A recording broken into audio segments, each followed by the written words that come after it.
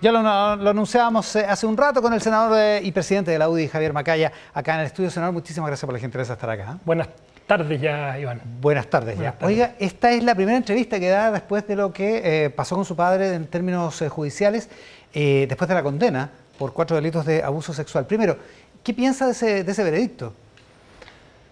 A ver, a mí como senador, como abogado, me corresponde respetar las decisiones judiciales. Son decisiones judiciales que tienen instancias de revisión, no hay una sentencia definitiva todavía, pero yo he tratado siempre, desde el principio, desde el momento que hice la única declaración más pública de este caso, de separar y poner una muralla importante entre lo que era una situación que era evidentemente acusaciones bastante graves.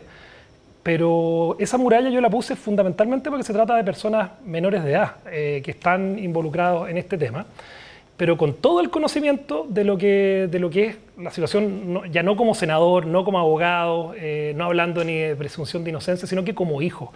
Y esa declaración inicial tenía mucho que ver con el conocimiento que yo tengo de esta causa, con un conocimiento que es familiar, con un conocimiento de conversar con padres de estos niños que compartían una visión respecto a esta causa, una visión respecto de la inocencia de mi padre. ¿Qué es lo que usted dice en su primera declaración? ¿Qué es lo que digo en esa primera declaración?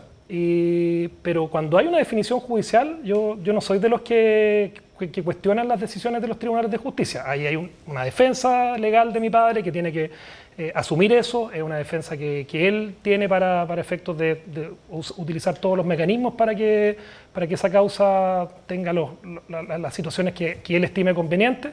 Pero en mi rol, yo lo que traté de hacer en esa declaración inicial era poner una muralla de algo que por el interés público que tiene mi persona no terminara contaminando y hacer una causa que se dicen un montón de aberraciones que no son efectivas. Yo cuando hice esa declaración tenía una percepción que sigo manteniendo hasta el día de hoy, una percepción que tiene que ver con haber conversado no solamente con personas que antes que hijos de o familiares de son padres de estos niños y que salvo una persona en particular, que es la que hace la denuncia, la siguen manteniendo todos hasta el día de hoy, no solamente por la relación familiar, por los antecedentes de peritos, por los antecedentes que se han ventilado en esa causa, pero bueno, es parte de toda la reserva que se tiene que tener, pero por es supuesto, parte... además involucrando menores, Sí. pero entendiendo, si lo sigo, sí. Usted sigue pensando que su papá es inocente, independientemente del fallo judicial, digamos, y de que lo respete. Sí, lo respeto, y la opinión mía acá no es lo relevante. La opinión que yo ya dije lo que tenía que decir en esta materia.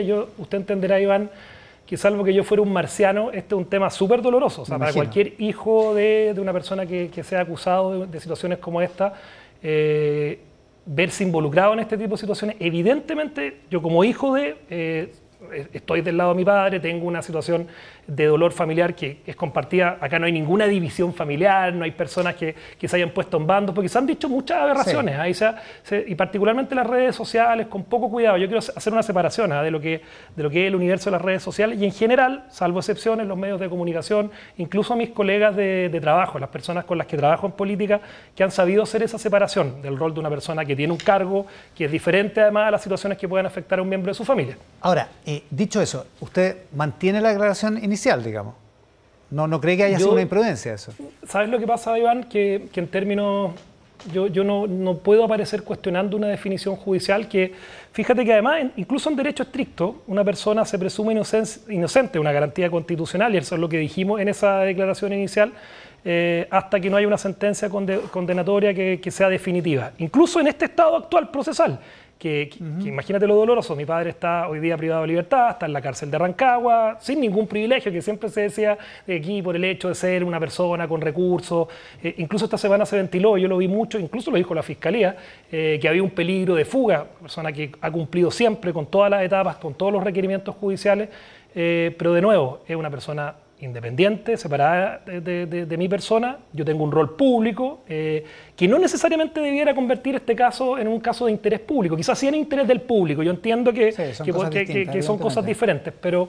Claro, pero debido a su cargo es ineludible. Es ineludible, o sea, yo lo entiendo así, es la razón por la que además tengo que asumirlo, y asumirlo desde la perspectiva de comunicar, de tener las explicaciones que se puedan dar, porque hay muchas cosas, porque claro, acá muchas veces el universo tuitero de las redes sociales se queda con cosas que son aberraciones de verdad francamente impresentables. De hecho, tú, la primera pregunta dijiste, ha sido condenado por 4 víctimas y eso no es real. O sea, de hecho, por 4 delitos. Sí, pero respecto de 2... Son 4 víctimas, son 2 víctimas y 4 exactamente, delitos. Y cuatro delitos, pero que tienen particularidades muy especiales, que yo le corresponde a mi padre, en el fondo, a generar esa defensa, no me corresponde a mí. Y a mí lo que es una confesión habitual porque había 4 víctimas. Sí, y a mí lo que me corresponde como senador, como abogado, es separar en el fondo lo que yo entiendo, que acá hay una situación que todavía tiene etapas judiciales que quemar. ¿Usted fue parte de la estrategia jurídica de su padre? No, en ningún caso, nunca se metió en eso. Dicen que la peor defensa jurídica como abogado, a mí me ha tocado, es la que hace uno mismo respecto a personas con las que tiene afectos comprometidos. Y no fui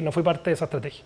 Ahora, hablemos de las redes sociales porque se abre un debate sobre privilegios. Se ha hablado, por ejemplo, de que su padre no estuvo en prisión preventiva todo el tiempo, sino que estuvo arresto domiciliario por ser quien es. Que se pagó una fianza millonaria de 150 millones de pesos porque hay una justicia para los ricos y una justicia para los pobres. Que alguna vez, me acuerdo que se lo pregunté una vez, que entraron por otra puerta, no hicieron la fila para una visita en el momento de la prisión preventiva. ¿Qué responde usted a ese cuestionamiento? No, yo lo descarto absolutamente. O sea, de hecho, si usted recuerda esa declaración inicial, una de las cosas que probablemente no se cumplió en este caso, y ni siquiera con la afectación de mi padre, sino que con la afectación de los menores de edad que están involucrados en este tema. Acá, en esa declaración inicial, nosotros decíamos, esperamos que el cargo de un hijo senador, en este caso de una persona pública, no termine generando ningún privilegio ni ningún prejuicio. Yo creo, en términos más procesales y del conocimiento, que no ha existido ningún beneficio y sí han existido algunas situaciones que han afectado sobre todo a las menores, su intimidad, victimización de personas que de hecho resultó en la sentencia que no eran víctimas, por la publicidad que se hace el caso. Y claro, es cierto que... ¿Usted descarta que su padre haya tenido privilegio? Y es cierto, Iván, que yo lo entiendo también y trato de empatizar con personas que de repente... establecen como ciertos hechos que no conocen.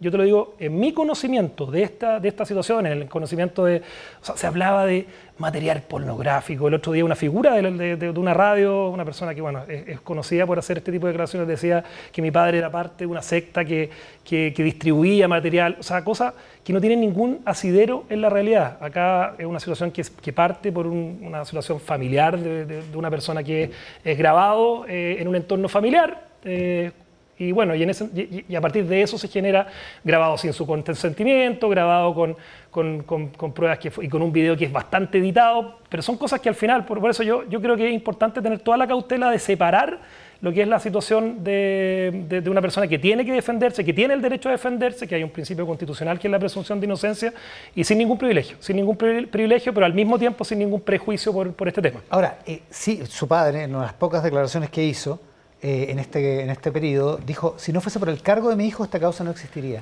En términos mediáticos, por cierto que no. En términos mediáticos, por cierto que no.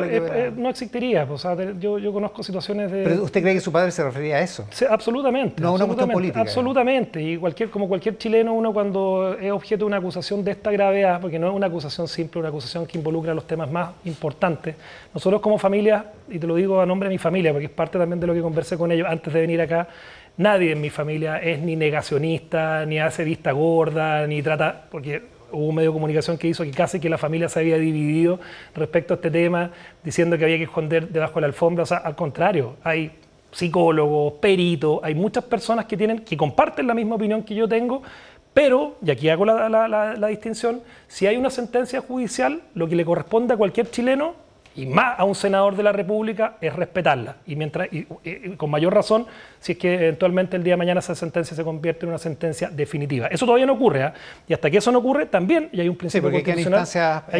Y eso tiene un principio constitucional que es la presunción de inocencia. Pero, la política no entró en el juicio propiamente tal, en la causa. ¿Usted no percibió eso? Hubiese sido gravísimo que lo hubiese hecho. La opinión pública sí está pendiente, eso genera, por cierto.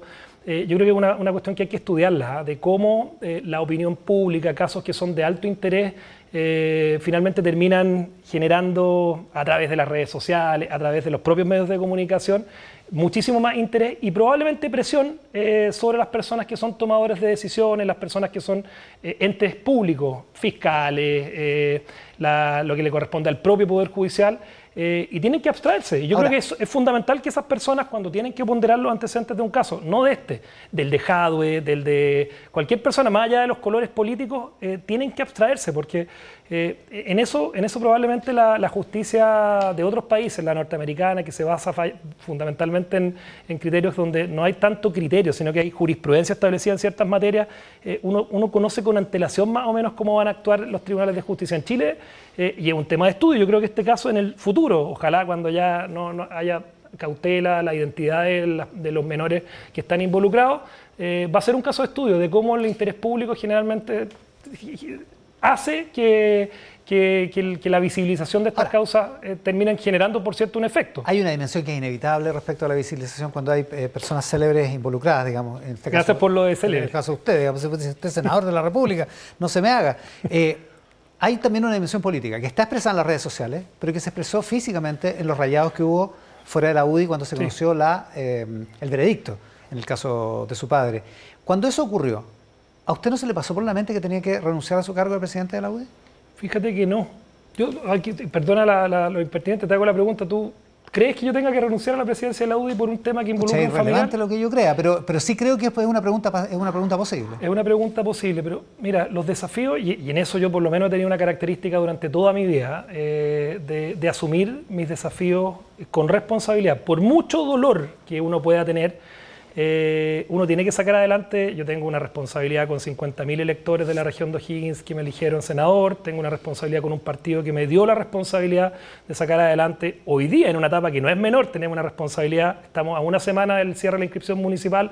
Creo que sería no solamente una irresponsabilidad, sino que también sería una contradicción vital a mi manera de ser, a cómo yo he actuado en mi vida respecto de asumir las cosas donde sí tengo responsabilidad, pero donde no tengo responsabilidad, evidentemente yo dejo que las instituciones funcionen y soy respetuoso de los procesos judiciales.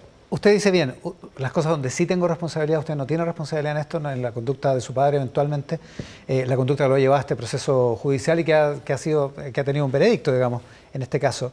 ¿Hay algún aprendizaje en eso respecto de la presunción de inocencia? Se lo pregunto porque usted mismo, cuando ocurrió el caso Dávalos, lo que se conoció como el caso Dávalos, decía, la presidenta Bachelet tiene que haber sabido todo esto. Tiene que colaborar con la justicia.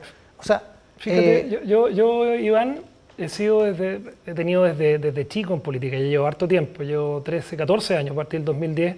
Recién iniciada mi carrera política, a mí me tocó ser secretario general de la UDI en medio del caso Penta.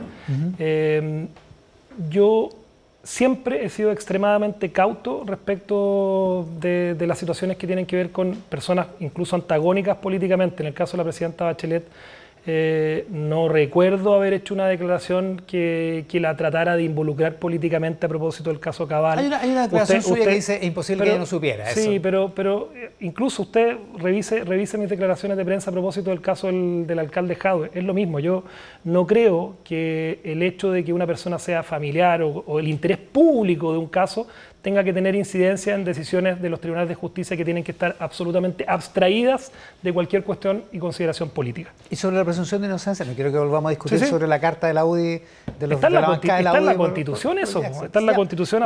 Por eso la carta de sus diputados, de los diputados de la UDI, precisamente no respetaba la presunción de inocencia de Jackson. Está hablando de la carta de Jackson. Bueno, yo trato de hacerme responsable de las cosas que hacen mis parlamentarios, y hay un proceso judicial además, que yo creo que va a ser buena jurisprudencia respecto a lo que hicieron los diputados. Pero a ver, estamos bien acostumbrados a la falta de autocrítica, a la falta de reconocer que en el pasado quizás hemos cometido errores, y en eso yo no escapo a esa lógica. Yo creo que uno tiene que ser lo suficientemente hombre, lo pongo en el sentido para que no me ataquen las cuestiones más lo suficientemente valiente y honesto intelectualmente respecto a situaciones que quizás en el pasado se pudo hacer diferente. Pero te reitero, en este caso en particular, yo tenía, en el momento que hice esa declaración, una mirada que hoy día sigo manteniendo, pero que eso no obsta en ningún ápice el respeto absoluto a lo que es la independencia del Poder Judicial, y las decisiones que ellos tomen tendrán que, por cierto, ponderarse en ese sentido, y al que le corresponde hacerlo no es a mí, sino que a la defensa jurídica de mi padre y a él mismo. Senador, usted lo dice bien. Estamos a una semana de que se venza el plazo para la inscripción de candidatura. Hablemos de política después de la pausa. Vale, vamos. Hacemos una